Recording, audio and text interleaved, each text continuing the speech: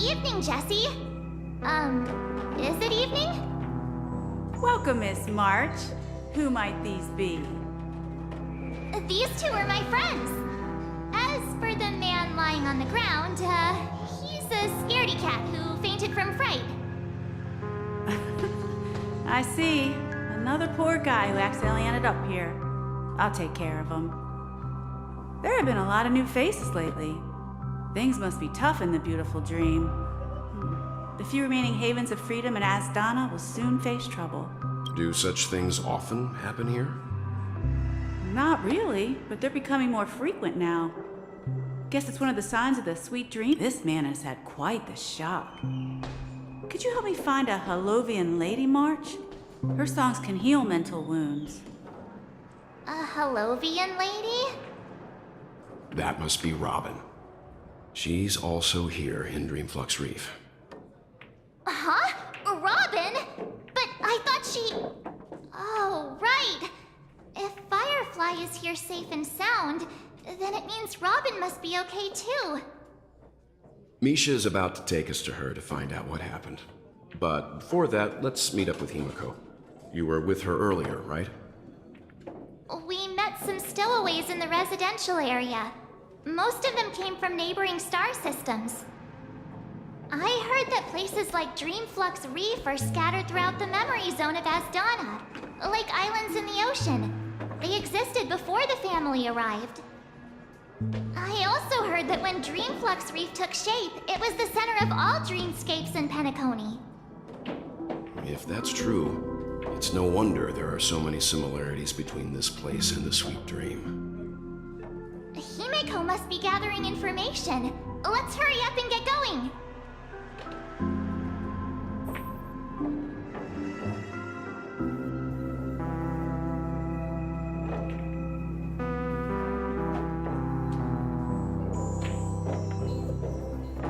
Let's see how you handle a stroke of genius like this.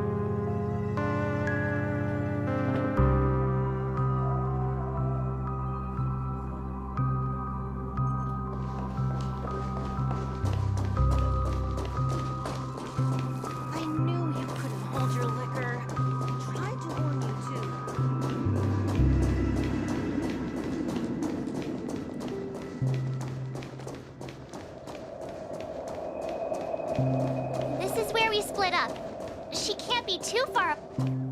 So that's how it is. I never imagined we'd gather the remaining details here. To borrow Gallagher's catchphrase, what an unpredictable twist of fate. Himeko, here they are. Ah, perfect timing. Now that everyone's here, I'd like to introduce everyone to Micah, who's partly in charge of the Land of the Exiles. Micah, these are my companions. It's a pleasure to meet the Nameless. You know us? I've been keeping an eye on you since the day you arrived in Penacony. We would have met under more appropriate circumstances if Dreamflux Reef hadn't been isolated from the 12 Dreamscapes. Please, allow me to formally introduce myself. I'm Micah, the Gravekeeper of Dreamflux Reef. Gravekeeper? Life in Dreamflux Reef is pretty liberating. Everyone here mostly keeps to themselves, without meddling in others' affairs.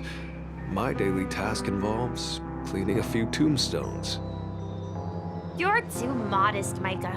When lost dream chasers stumble upon this place, you're the one who takes care of them, guiding them back to the sweet dream, or showing them how to survive the wild dream chaos.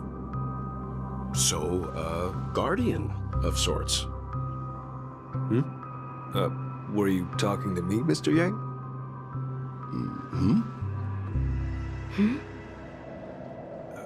On that note, Mr. Mika, which tombstones are you referring to? We didn't come across any graveyard when we arrived. They're actually just symbolic stones. But since you're curious, Mr. Yang, I'll take you there. I have a feeling you might find something of interest there. But before that, you have an important guest joining you. An important guest? Who could it be? This way, please. The roads here in Dreamflux Reef are a bit run down, so watch your step.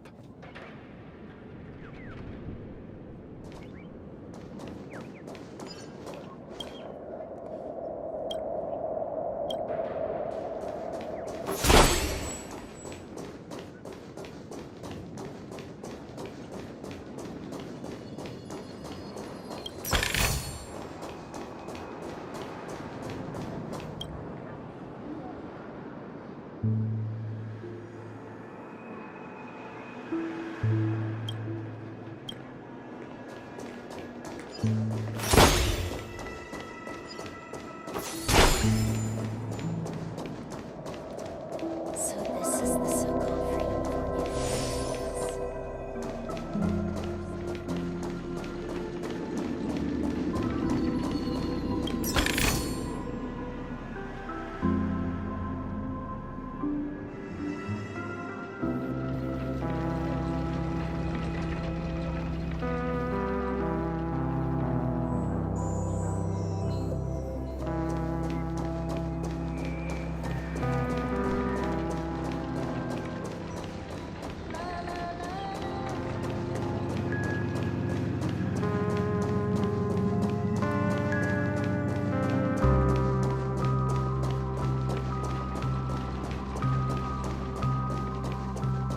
There she is. It really is her. Miss Everyone sang so wonderfully. It's not often that I tried this music style, but I've gained some valuable insights from it. Oh, I can't thank you enough, Robin. Well, these kids have made incredible progress in only a few days. It was nothing, Grace. I merely taught them how to sing. It was you who brought hope into their lives. Life must be quite difficult for them in reality, I imagine. That's right. Whenever it's time to say goodbye to these kids, they're reluctant to leave. But I've explored every corner of Dreamflux Reef, talked to everyone I met, and they all told me the same thing. This shattered dream is not worth clinging to. It seems you truly are a child of the Harmony. Emma and Andy are orphans I took under my wing, Carol there with her blind eyes used to work at a nutrition center in the outer ring of Penacony. And as for Gary, he's been living with autism since he was a child. They're not old enough to enter the sweet dream managed by the family. If we compare people to birds, these kids are like fledglings with impaired wings. But in this dream, well, they can fly freely. Even if they stumble along the way, well, they're still relying on their own strength. And me, an old lady with no legs. Well, without this dream, I couldn't even walk toward them. I'm glad that you found a new life here in Penacony. It's just... Don't worry, Robin. Dreams have their significance, but they aren't everything. Both the children and I understand this. No matter how long we fly through this dream, we will one day return to reality. But you know what? Emma and Gary aren't plagued by their insecurities anymore. No, and Carol is learning how to cope with her blindness. And Andy is livelier than ever. Well, even I've become more optimistic.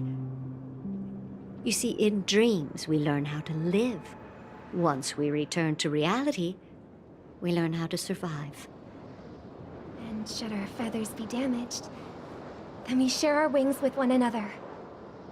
There's no need to covet an illusory sky in dreams, because we have the right and the ability to fly towards a broader horizon.